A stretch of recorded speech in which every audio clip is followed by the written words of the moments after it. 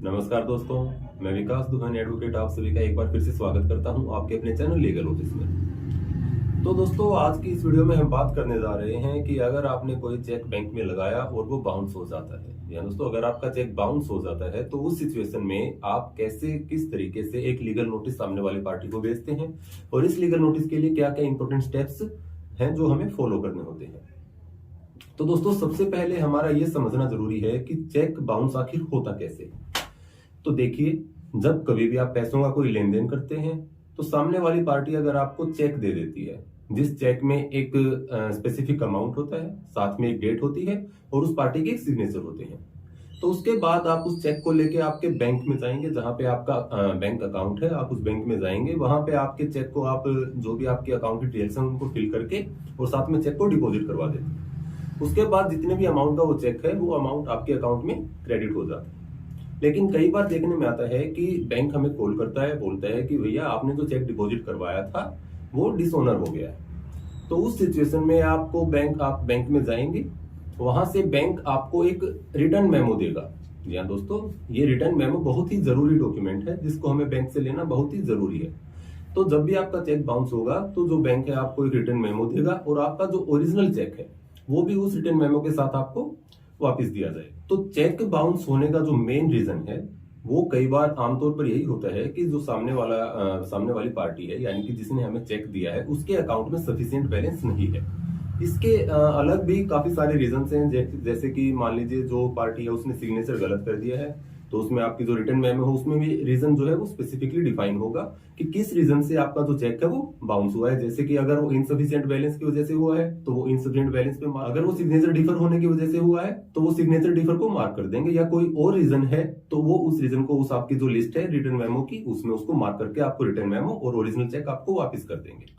तो जो ये पूरा प्रोसीजर है जिसमें हमें रिटर्न मेमो मिलता है, हमारा ओरिजिनल चेक वापस मिलता है, अमाउंट हमारे बैंक अकाउंट में क्रेडिट नहीं होता है, इस पूरी प्रोसेस को ही हम चेक बाउंस होना बोलते हैं। तो अब आपके सामने जो क्वेश्चन आएगा वो होगा कि अब मेरा चेक बाउंस हो गया है तो मेरे पास इसका क्या सोल्यूशन है, मैं क्या कर सकता हूँ। आप बड़े परेशान होंगे उस सिचुएशन में। तो आपको परेशान होने की कोई जरूरत नहीं है। आप जाके आपके नजदीकी जो भी आपका डिस्ट्रिक्ट कोर्ट है, सेशन कोर्ट है, या आपके एरिया में जो भी आपके नोन है, या वैसे भी किसी भी एडवोकेट से जाके मिलिए और उनसे बात करिए और उन्हें अपने पूरा जो भी आपका मैटर है वो पूरा उन्हें समझाइए। याद रखिएगा कि आपको जो एडवोकेट वकील साहब हैं उनसे जल्द से जल्द, जैसे ही आपके हाथ में रिटर्न मेमो आती है, आप तुरंत उनसे संपर्क करें और उन्हें एक लीगल नोटिस भेजने की रिक्वेस्ट करें। तो इस सब में आपको जो सबसे जरूरी बात जो ध्यान रखनी है वो है कि आपको जो लीगल नोटिस भेजना है वो आपको 30 दिन के अंदर भेजना है। अब ये 30 दिन कौन से हैं?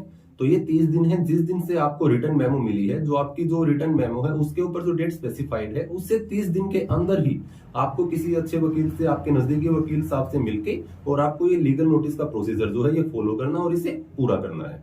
अब हम बात करेंगे कि हमें लीगल नोटिस भेजते टाइम किन किन बातों का विशेष रूप से ध्यान रखना है। तो जो सबसे पहली और सबसे इंपॉर्टेंट बात है वो है कि जिस भी अमाउंट के लिए या जिस डेट के लिए आपने वो चेक बैंक अकाउंट में लगाया है, आपका वो जो अमाउंट या डेट है वो टाइम बार्ड ना हो।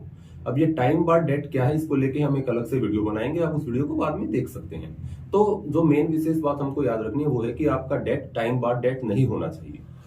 इसके बाद जो दूसरी मेन बात है वो है कि आपने जो आपका जो चेक मिला था उस पे जो डेट थी, उस डेट के बाद एक स्पेसिफाइड टाइम जो कि हमारे आरबीआई के द्वारा दिया गया है, आपने उस चेक को एक स्पेसिफिक टाइम में ही आपने बैंक में लगा दिया था, यानी कि जो आपका चेक है वो आउट ऑफ टाइम नहीं है। तीसरा आपको देखना है कि आपने जो लीगल नोटिस सामने वाली पार्टी को दिया है वो आपने 30 दिन के अंदर ही सामने वाली पार्टी को लीगल नोटिस आपका भेज दिया हो, और लीगल नोटिस के अंदर जितनी भी डिटेल्स हैं वो सारी आपने प्रॉपरली चेक कर ली है। डिटेल से मेरा मतलब है जैसे कि चेक अमाउंट क्या था, चेक के ऊपर डेट कितनी थी, आपने चेक को किस बैंक में लगाया, किस डेट को लगाया, कब आपका चेक डिसऑनर होके वापस आया और कब आपको किस डेट में आपको रिटर्न मेमो उसकी मिली है।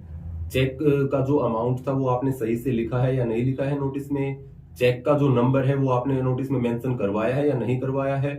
इन सब बातों का आपको विशेष रूप से ध्यान रखने की जरूरत है। इससे अलग जो एक आप बात याद रखेंगे, ध्यान रखेंगे, वो है कि जिस पर्सन को आपने नोटिस भेजना है उस पर्सन का आपके पास जो आपने नाम और एड्रेस लिखवाया है वो एकदम से करेक्ट हो, ताकि आपका जो नोटिस है वो अनसर्व्ड आपके पास वापस ना आए। तो ये कुछ बातें थी जिनका आपको एक लीगल नोटिस के अंदर ध्यान रखना होता है। इसके बाद हम बात करेंगे कि नोटिस कितने दिन के लिए दिया जाता है। तो जो आपने लीगल नोटिस दिया है वो होता है 15 दिन के टाइम के लिए, यानी कि जिस दिन से आपका जो नोटिस है वो सामने वाली पार्टी के पास डिलीवर हुआ है उस दिन से उस आदमी के पास, उस पार्टी के पास 15 दिन का टाइम पीरियड है जो हम उसे देंगे।